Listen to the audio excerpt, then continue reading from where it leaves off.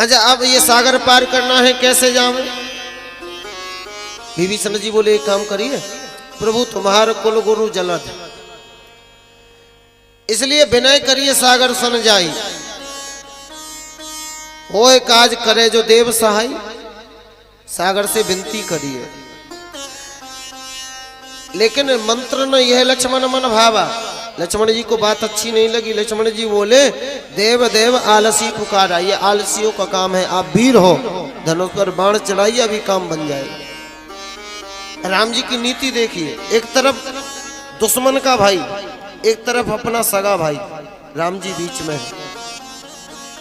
राम जी को लगता है अगर मैं विभीषण की बात नहीं मानूंगा, अगर मैं लक्ष्मण की बात का समर्थन कर दूंगा तो विभीषण के मन में ये बात पनप जाएगी कि मैं दुश्मन का भाई हूं ना, इसलिए मेरी बात का सम्मान न करके अपने खास भाई की बात को महत्व दिया है। नीत प्रीत परमारथ स्वार्थ कौन राम सन जान जथारथ। राम जी क्या बोले, लक्ष्मण धीरज धरिए, पहले विभीषण की बात का सम्मान रखिए। और राम जी तो ऐसे हैं, जही से वचन रचना अतनागर, न लक्ष्मण को रुष्ट होने दिया न विभीषण को। ऐसी नीतिवान हमें होना चाहिए। क्या बोले विभीषण जी, कहते हैं विनय करिए सागर संजाई, सागर से विनती करो। राम जी बोले ऐसे ही करो, धरो मन धीरा, मैं ऐसे ही करूंगा, धीरज धरो। लक्ष्मण जी बोले नहीं नहीं, थोड़ा सा जोश दिखाइए तो काम बन जाएगा। राम जी बोले ऐसे ही करो, धरो मन धीरा, ऐसे ही करेंगे, ऐसे ही करेंगे, ऐसे ही करेंगे, सुनो सबकी और करो मन की। ये राम जी का सिद्धांत।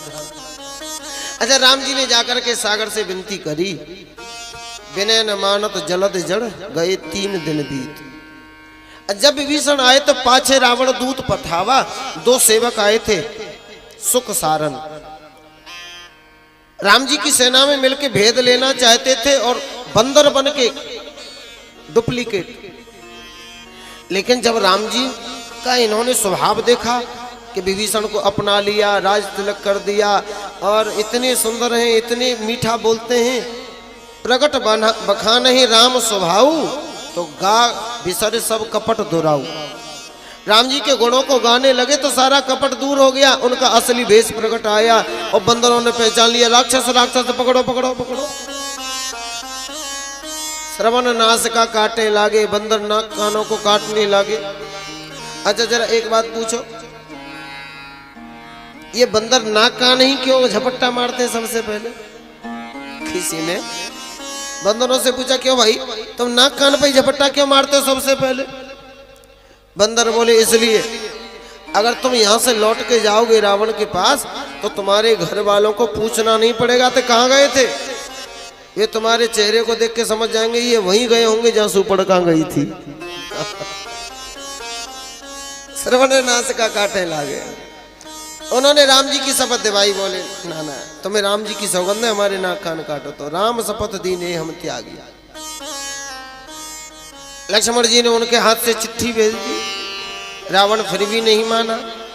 भगवान ने देखा 3 दिन बीत गए, सागर ने बात नहीं मानी, राम जी को क्रोध आ गया। अब क्रोध का परिचय दिया, लक्ष्मण बाण सरासन हानु, बेगन हरह मूढ़ कह प्राणु, लाओ मेरा धनुष बाण। और जब राम जी ने धनुष बाण हाथ में लिया तुरंत सागर देवता प्रकट हो गए और हाथ जोड़ के महाराज क्षमा करो। और सागर देवता ने एक ऐसी बात कह दी जिसको लेकर के लोग बड़ा तांडव करते हैं, बड़ा उपद्रव, बड़ी बड़ी कूटनीति, बड़ी बड़ी राजनीति करते हैं लोग। क्या कह दी सागर ने? ढोल गवार शूद्र पशु नारी, ढोल गवार शूद्र पशु नारी, ढोल गवार शूद्र पशु नारी, ढोल गवार शूद्र पशु नारी, सकल ताड़ना के अधिकारी, सकल ताड़ना के अधिकारी, सकल ताड़ना के अधिकारी, सकल ताड़ना के अधिकारी, ढोल गवार शूद्र पशु नारी, ढोल गवार शूद्र पशु नारी, ढोल गवार शूद्र पशु नारी। चौपाई सुंदर कांड में आती है, लोग इस चौपाई को लेके बड़ा बड़ा बतंगर बनाते हैं। एक मैया महात्मा जी के पास गई, महात्मा जी हाँ, बोले हमारे लिए तो तुलसीदास जी ने बड़ा बुरा बुरा लिख दिया। क्या लिख दिया? बोले हमें तो ताड़ना का अधिकारी लिख दिया, लेकिन बाबा तुम्हारे लिए बड़ा अच्छा अच्छा लिखा है। क्या लिखा है? बोले मुद मंगलमय संत समाज, मोते अधिक संत कर लेखा। महात्मा जी बोले मैया हमारे लिए भी बुरा बुरा लिखा है। क्या लिखा है? बोले नार मुई गृह संपत नासी, मूड मुड़ाए भय सन्यासी। हमारे लिए भी बुरा बुरा लिखा है। तो महात्मा जी बोले तुलसीदास जी तो लिख लिखा के चले गए, अब तुम भी रो और हम भी रो, तुम भी रो हम भी। लेकिन ये रोना समस्या का समाधान नहीं है। इन पर विचार करिए, इनके मर्म को समझिए। क्या लिख रहे हैं? मर्म कौन समझाएगा? मर्म समझाएंगे गुरु लोग, गुरुजन। कथाओं से मर्म समझ में आएगा। देखो अंग्रेजी हम लोग पढ़ते हैं तो उसके सिद्धांत अलग है पढ़ने लिखने के। उदाहरण के तौर पर लिखते हैं टीओ, टीओ से टू, डीओ से डू, और जीओ से सिद्धांत बदल गया, जीओ से गो। अगर ऐसे ही मानने हम अर्थ करने लग जाए कि टीओ से टू, डीओ से डू, तो जीओ से फिर क्या हुआ? अरे राम राम राम। तो बोलिए ये कौन समझाएगा? अगर हम सीधा सीधा अपने दिमाग से पढ़ने लगे तो फिर तो मामला खराब हो जाएगा ना। जीओ से गो होगा, गंदगी नहीं होगी। ऐसा ही चौपाइयों का अर्थ है, कहीं कुछ लिखा है, कहीं कुछ उसका अर्थ कुछ है, कहीं ये अमरकोश और ये सदग्रंथ बताते हैं। अब देखिए ताड़न, सकल ताड़ना के अधिकारी कौन कौन? ढोल, गंवार, शूद्र, पशु, नारी, सकल ताड़ना के अधिकारी। अब लोग अर्थ लगाते हैं ताड़ना से पीटना। ताड़ना माने पीटना, सजा देना, प्रताड़ित करना। लेकिन ताड़ना का अर्थ यही नहीं है, ताड़ने के और भी अनेक अर्थ हैं। एक ताड़ने का अर्थ है समझना। मतलब मैं तेरी बात ताड़ गया, मैं तेरी बात को ताड़ गया। ताड़ना मीन समझ गया। अब समझना क्या है? देखो अगर हम अर्थ लगावे कि ढोल को और नारी को, शूद्र को, इसको पीटना ही चाहिए, तो सबसे पहले ढोल है। अब डंडा लेके जा तबला है पीटो, तो फटेगा क्या होगा? फट नहीं जाएगा।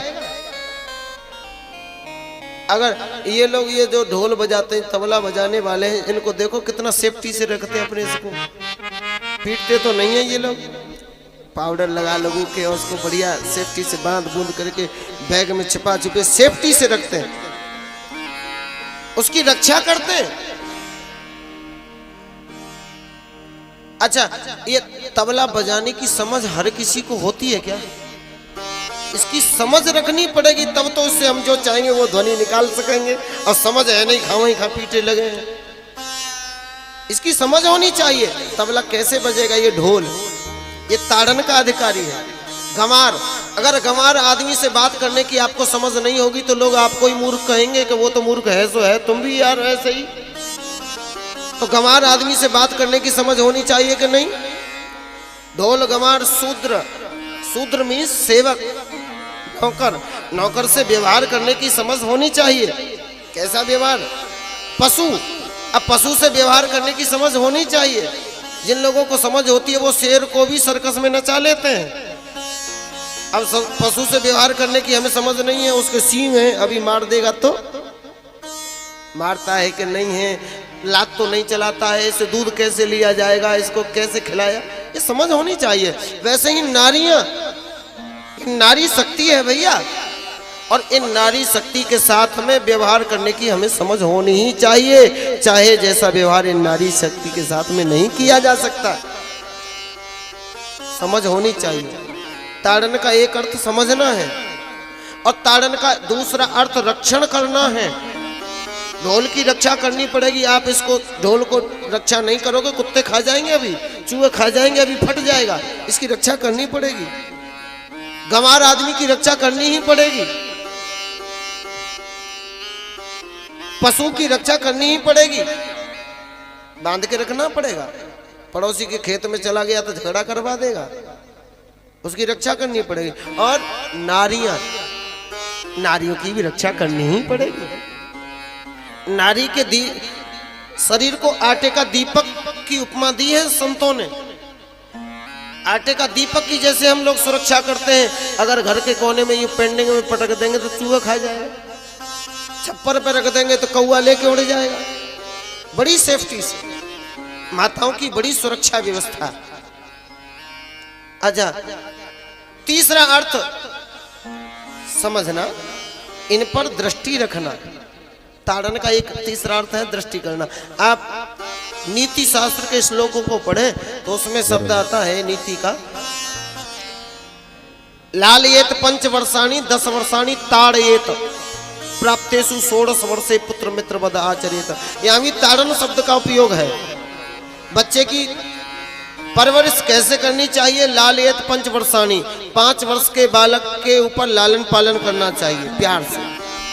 10 वर्षाणि ताड़येत, 5 से 15 वर्ष के अंतराल में, इन 10 वर्षों में बच्चों पे ताड़ना रखो, थोड़ी कंट्रोल रखो, है ना, इन पे दृष्टि रखो। ये बच्चा कहाँ जा रहा है, कब आ रहा है, किसके साथ रह रहा है, क्या कर रहा है, क्या देख रहा है मोबाइल में, ये सब दृष्टियां देखना। और ऐसे ही हमारी देवियां हैं मातृशक्ति, इनको भी देख करके निगाह के आगे रहे हमारी मातृशक्ति। तो कई कई अर्थ हैं शास्त्रों के। अगर कोई आपको गलत अर्थ समझावे कथाओं का, शास्त्रों का, तो हरगिज उसको नकार दिया जाए। सही अर्थ क्या है उसकी खोज की जाए। बोले रामचंद्र भगवान की जय।